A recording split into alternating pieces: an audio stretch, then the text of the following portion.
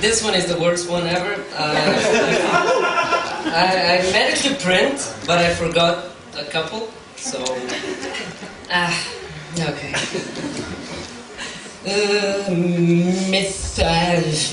Mythical winds blow where there is nothing to be heard. Someone died here, walls claim. The tattoo is made out of nanocells and nuclear avatars. Some symbols impregnated like post-mortem lipstick on bridal eyelashes. Swords and sharpening scalpels, still fresh from the flesh of spooks. Possession of an unwanted child to murder his unborn brother. Honor, vengeance, and incest. A sculpture of rotten souls, of course, that like cannibals poetically feed on the changing of the seasons and patiently watch phallic clouds pass by, pushed, torn by the stench, sexually charging, hibernating, waiting like deranged hunters for the blood hunger to sing its special lawless lullaby. Damn. Hey.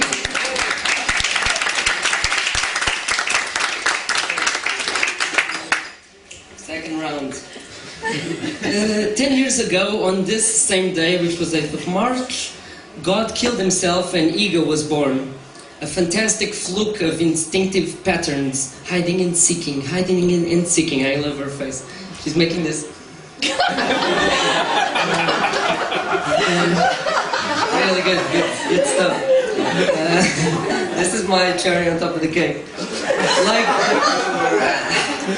Like tapeworms on the bowels of galaxies, networks of libido and playmates socially focused on self-defense drones, spatially indoctrinated void, all tangible inside a splattered multi-dimensional mind. I understand myself in comparisons to other sensorial fake polarities. Alone and empty, I cease to become the silent conscience logos of omnipresence, like dust on a thunderstorm of metaphors, being scraped down through a test tube like forever in vitro bred meat, embracing the ceremony of acceptance. Permanent insuperability. They say it's not going to hurt, but it's known it has to be done. They are sorry without caring, since I am so endlessly small, that the mere mistake of starting to almost admit it can only be taken with laughter. So let's plan to go out like we came, within a big, dying, loud party bang of I've done all I can to make you proud.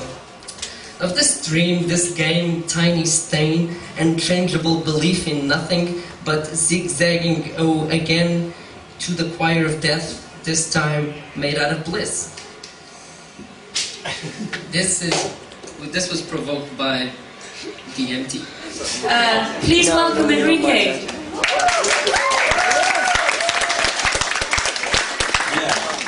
Good morning, everyone. Any plainclothes policemen in the room? Yeah. I'm not getting paranoid or anything. Just like plainclothes policemen in the room. Okay. Yeah. Well, I don't advocate the use of drugs. I just use them. Yeah. I've written this poem when I was on a drug called LSD, which you might have heard of. It's quite interesting while you are on it. It's quite interesting while you're trying to get it too. It's quite complicated these days. But anyway, then I will tell you something else about myself. I do hold a PhD in poetry, which means that I have, not in writing poetry, but just writing other people's poetry. And that means that I've spent a fair amount of time on YouTube, watching lots of crap.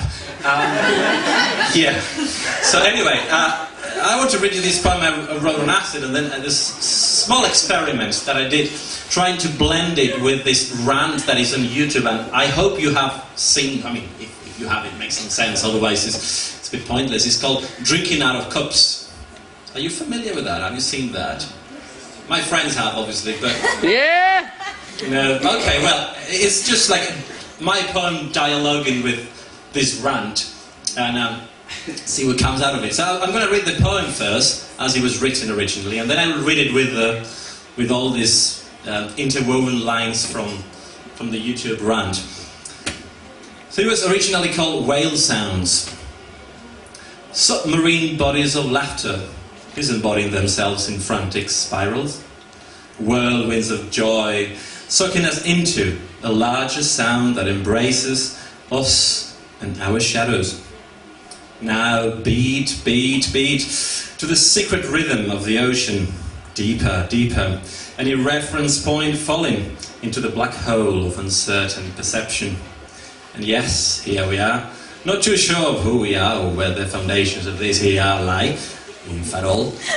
But we dance, dance, dance through the loopholes of bleeding melodies and primordial vertigo, leading us beyond the wet carpets and the angry gestures of women who hate themselves, but clumsily make us scapegoats of the bitterness. So that was the original poem, and it was somehow transformed into something else by introducing all these lines, which is what I'll try and do now. This is work in progress, like everything I do, but let's see how it works.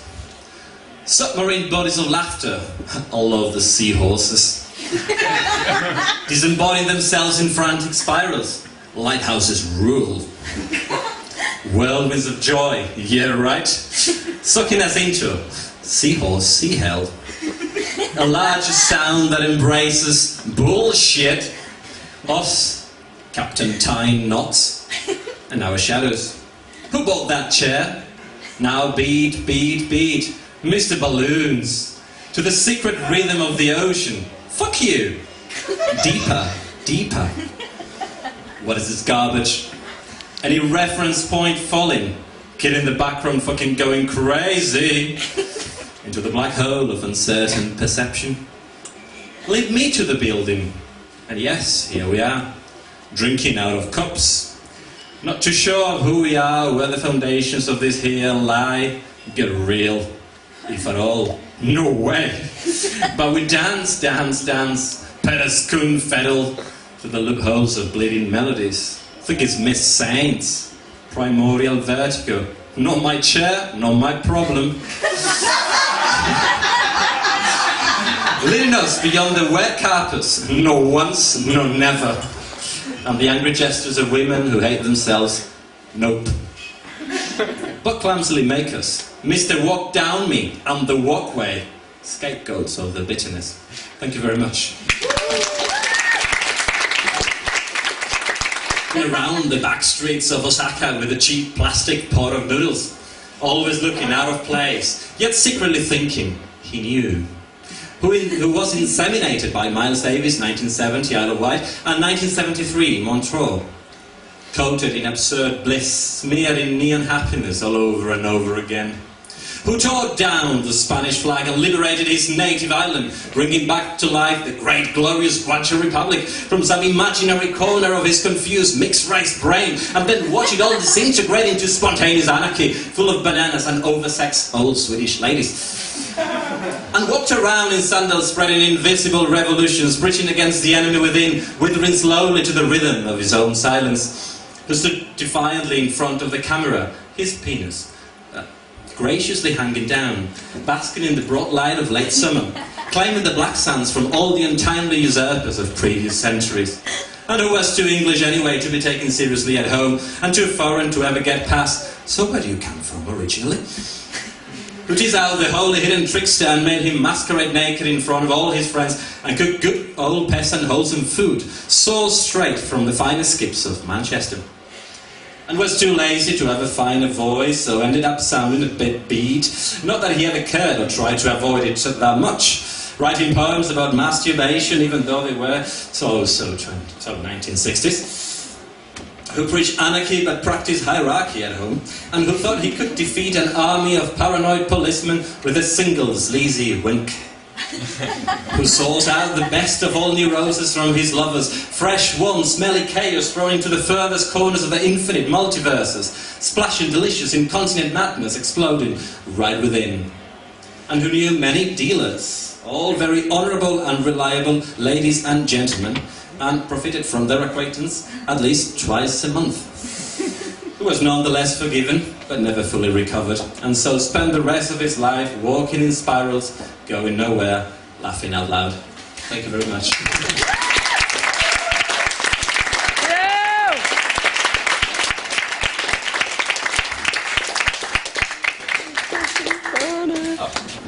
Thanks. It's a bit hard to follow this. So this poem is called If I Still Loved You, I'd Have Burnt Your Fucking House Down. A love poem. If I was still in love with you, I'd have burnt your fucking house down. I'd have kicked your new girlfriend's head in when I spotted her in town. I'd have killed your bull mastiff when he was tied outside the shops. I'd have cut up your minutiae, I'd have slashed your Burberry socks. Oh, if I was still in love with you, I'd have grassed you up for dealing. I'd have fenced every fucking thing you own. Well, everything worth stealing. You can tell I'm so over you. You ain't got no broken jaw. The reason you're not in casualty is because I don't love you anymore. Thank you. 100 dogs and 25 pieces of meat and no leashes. I am doing the equations, making the maths work in my head. Simplistic sums are the sum of all I learnt in school by rote. One carcass between 4 dogs is never going to feed their empty bellies or their slavering mouths. It's never going to fill their echoing rib cages or silence their barks and their after-midnight howls. Throw us a bone, they're saying. Throw us a bone, they're pleading. Throw us, tear us, just one broken bone. Leave the sinews dangling for all we could care. For all we are, all we ever wanted to be was the mongrel cur, cursed and cowering under the dining table. Our eyes are bigger than your dried up hollows. Our moist tongues make your sexual appetite seem arid. Our legs buckle and scrape, barely able to lift up and carry these malnourished frames of once lithe canine forms. Kill the dogs before dawn. Kill them before dawn, you heard. For I know I can feed them, and I know I can love their pathetic doe-eyed stares, but I'll never provide the warm bed they desire, or freedom from the catcher's rope. This isn't heartless cruelty. This is cold and clinical. Be practical, be practical. Please God, if you're there, be merciful and practical.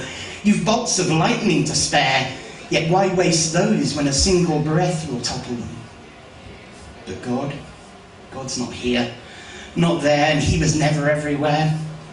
He's off teaching the rare breeds how to perform charming tricks, to beg for more, retrieve, run and pick up sticks, and do as they're told, behave, sit and stay, and down and out.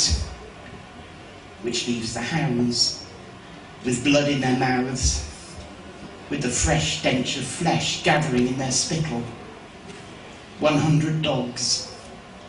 100 dogs and 25 pieces of meat, and no leashes. Thank you.